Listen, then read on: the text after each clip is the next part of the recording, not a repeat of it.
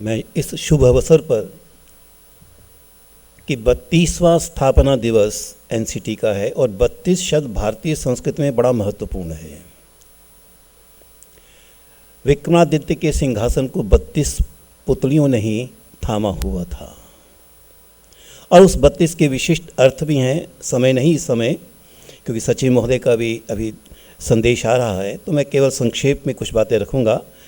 तो मैं इसे बधाई भी देता हूँ और विशेष रूप से जो आपने मेंटर्स को और यहाँ का जो संस्था गीत है उनका सम्मान किया है, ये बहुत महत्वपूर्ण है। और मुझे लगता है कि उस गीत में जो चरैवेति शब्द था वो अपने आप में एक विशिष्ट संकेत देता है कि एनसीटी ने सदैव चरैवेति के संदेश का ही अनुपालन किया है।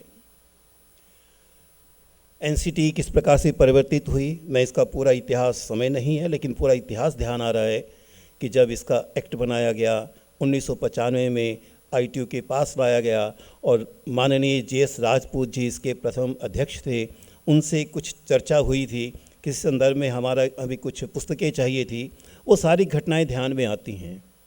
लेकिन इतना स्पष्ट है कि इसके संदेश के पीछे, लक्ष्य के पीछे शिक्षकों के सम्मान के साथ साथ शिक्षकों को अपनी दृष्टि से परिवर्तन इस प्रकार से भी करना चाहिए जिसका संदेश इस समय राष्ट्रीय शिक्षा नीति ने दिया है। अगर आप राष्ट्रीय शिक्षा नीति को ध्यान से देखते हैं तो उसके एक कथन का मैं बार बार उपयोग करता हूं। मैं कहता हूं कि इसने पूरे हमारे शैक्षणिक दृश्य को परिवर्तित किया है। हम उसे समझने का प्रयास करें और वह वाक्य है कि children should not only learn, they should learn how to learn.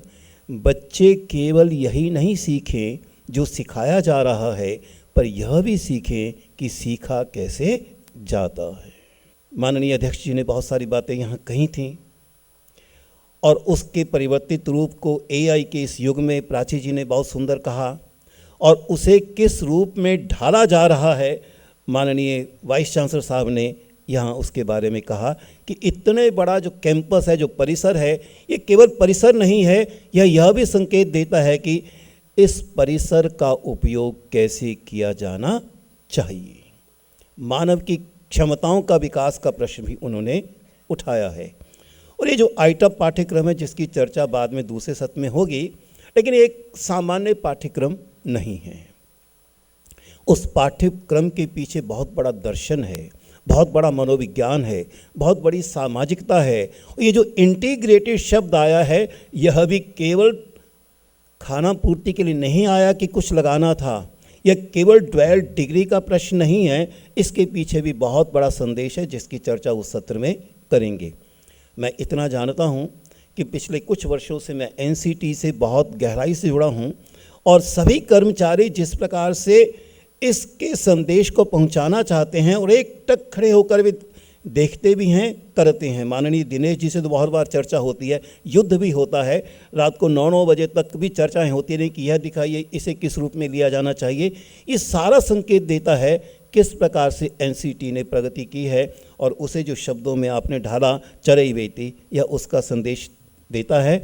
मुझे लगता है कि मैं इस अवसर पर बहुत बधाई देता हूँ और चरैवेति के संदेश को आप अपने इस संस्था के साथ जोड़ लीजिएगा और उसे प्रारूपित किया जाए। ये स्थापना दिवस में स्था धातु व संस्कृत की जिसका एक विशिष्ट अर्थ है। कॉलेज और इंस्टीट्यूट, महाविद्यालय और संस्था में अंतर आता है।